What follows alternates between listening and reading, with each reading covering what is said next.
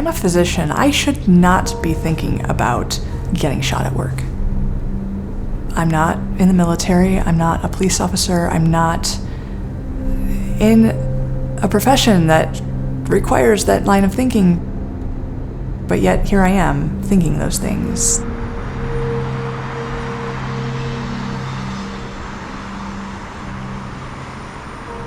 There's a lot of hate that people have for abortion providers.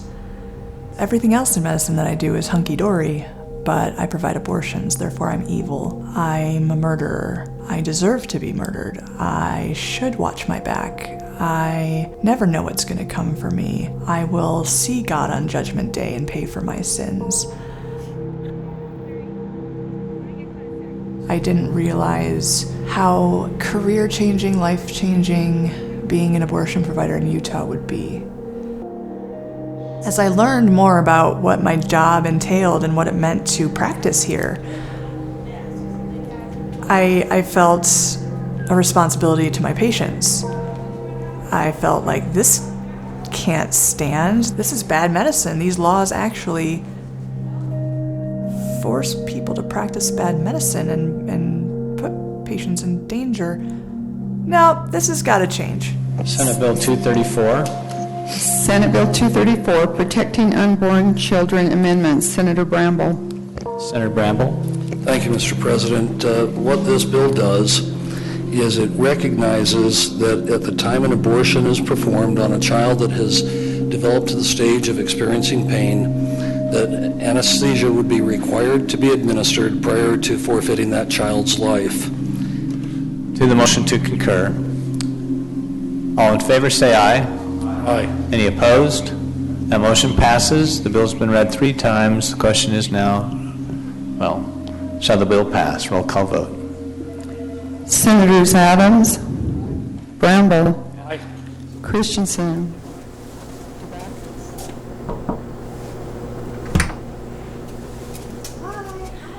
I've thought a lot about how I would fulfill the requirements of this law and what it means. I testified against this. Several physicians in Salt Lake testified against this in the various committee hearings while this was going through the legislature. There is no standard of practice for administering fetal anesthesia. Does it mean that if I give my patient an ibuprofen, that I've then given the fetus anesthesia? Do I have to stick a long needle into her abdomen to administer a medicine to the fetus, requiring her to undergo not only a painful procedure, but also one that increases risks of infection? I don't know what this means. What is adequate fetal anesthesia? I'm not against regulations of healthcare. I'm against regulations of healthcare that don't abide by medical practices. We all want healthcare to be safe, but you can't target just abortion.